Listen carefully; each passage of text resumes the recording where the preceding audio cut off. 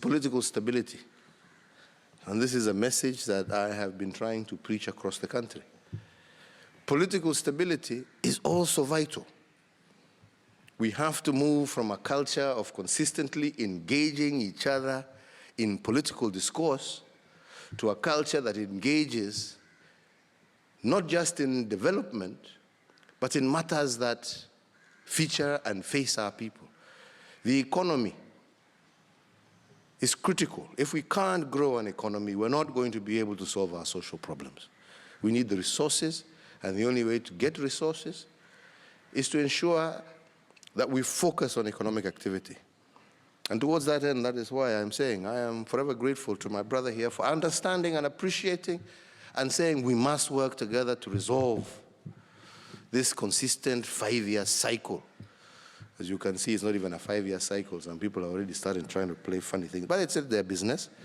But the majority of us must be able to say, we need a stable country. We need an inclusive country. We need to be able to focus on the matters that affect people as opposed to the matters that affect me or you or us as individuals. Political stability and security are fundamental to the success of any nation in the world, including Kenya. And we shouldn't be able to look and divorce these factors from each other. But we must also do more in terms of also changing the mentality of some of our people. We were just having a chat with Governor Joho, because this issue of radicalization is not just government business. It belongs to each and every one of us. And here again, I encourage you to also be active players in helping us with our de-radicalization strategy. And how so to do that? We need the growth that we see, both in terms of numbers and revenue, must also be felt by local communities. We need local communities to feel part and parcel of what is happening. Because failure to do so, you're also not helping us in addressing the grievances that some people have. We need to be able to directly address them. How so? For example, we need to ensure that if it is the case of jobs, we are employing a lot of these young kids around, and making sure that whenever opportunities arise, you create opportunities for them. They feel part and parcel. We need to be able to say that as we focus ourselves, for example, on the project that we're going to launch, not to launch, but to kickstart today, and other such similar projects of developing markets across the coast, that as hoteliers, you can also say, look, let's focus on beds. Let's leave the business of selling curios, kitenges, kangas, and small local artifacts to the local people, so that they also in turn, and let's help them promote those markets, so that when visitors come to our hotels, we will say, yeah, we have all these products. We don't sell them in our hotels, but if you go down to the local market, you'll be able to access this. So people begin again to appreciate that they are benefiting, from this industry. Right?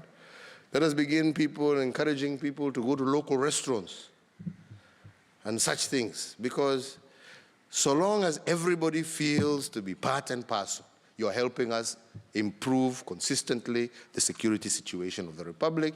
You're helping us, and we're working together to improve the business environment for everybody. So, like I'm saying, government will do its part, yeah? But security and bullets are not enough. We also need to get into the minds and the hearts and minds of people.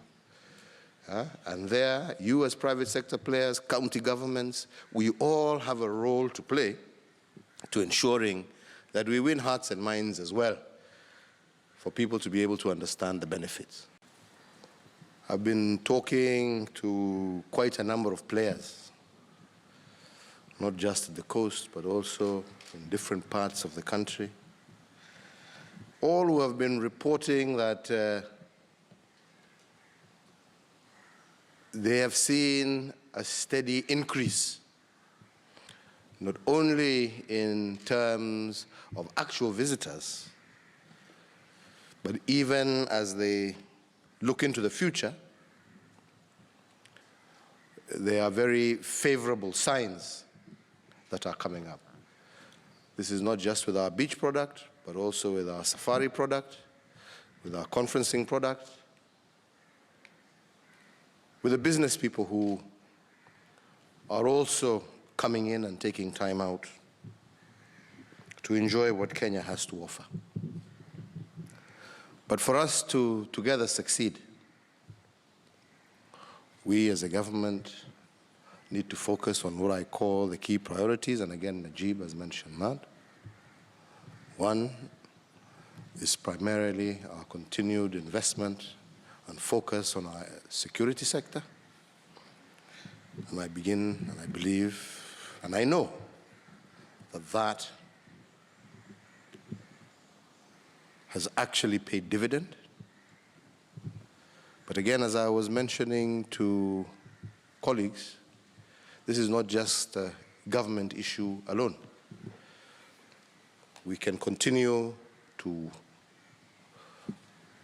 do what we must do to secure our boundaries, our towns, and we will do our part as government. So like I said, security, political stability, investment, and we are doing investment on our part.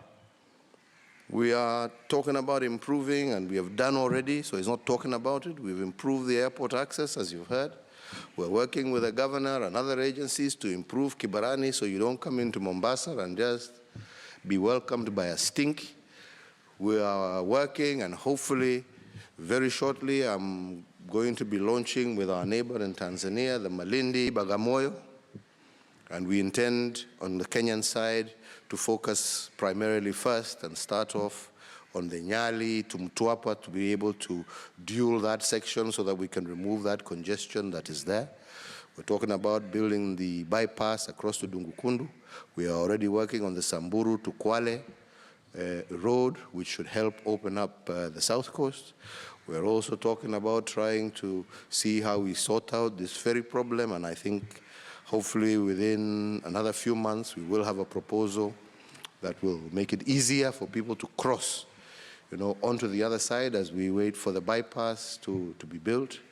We're talking about a new bridge that will link the mainland. We're not running away from you, Joho, but people feel wanachokeshwa ati kupita island ndio wanaenda north coast. So we need another bypass to help people be able to access the mainland without necessarily coming through the island, and reducing the congestion so that he can also improve his business environment here without it being a hassle to everybody because of the congestion that we have in the city. We are talking about within another 3 years, we should be, now we have moved the school, so the Ukunda airstrip, which we want now to become an airport, should be ready in 3 years, both the airport and the terminal building. And that should do a lot to open up the south coast. We are working on doing a similar scenario with Malindi Airport. We're working also, and we'll be in Malindi soon, to open the Malindi beachfront project that we have, the Kenyatta Beach here in Bamburi. All these things to make our country that much more attractive. Yeah? And these are not projects just for the coast. Like I'm saying, we have similar programs that we're looking at in Naivasha. We have similar programs that we're looking at in Mount Kenya. We have similar programs that we're looking about in terms of athletics and how to promote that all the way out to Marakwet. We are looking at Kisumu. We are looking at our parks. We're looking at really opening up our country, and we want you to partner with us. This is not a job that we can succeed alone. we need one another. And I'm looking forward to partnering with you in 2019 as we move forward in this aggressive agenda to create prosperity for our people, to grow our economy, to grow our country, and to make our citizens prosper in a peaceful and stable environment, and to create a product that can compete internationally with any other in the world. We have huge potential also. But I must also ask you also as private sector players, this potential is not going to be fulfilled because, as we know, we have become a global market space. We have become a global market space. We can no longer continue to ply the same product that we've been plying for the last 20 years and expect a change. We must invest in our product. We must invest in our products. We must improve our product. We must be able to realize that today's traveler has so many options. Kenya is just one of them, you know. It's no longer a must that you have to go.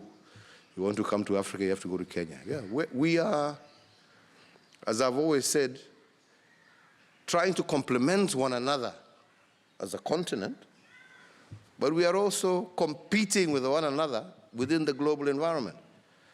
And we've got to give people reason to come. We've got to be able to improve the quality and the standards of our game reserves and our game parks.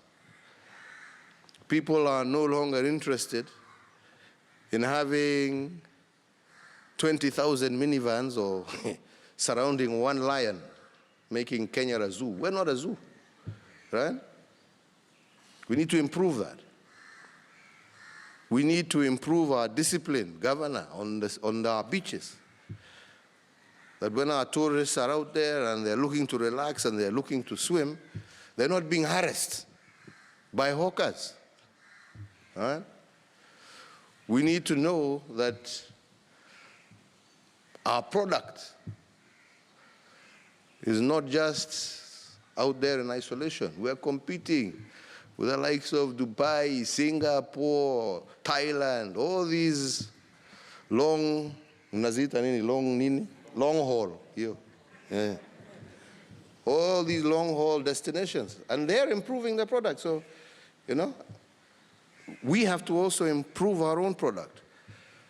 So I'm encouraging you to also start looking to investing to improve your product, because there is no point in us working to market for people to come to Kenya to feel disappointed with the product that they find.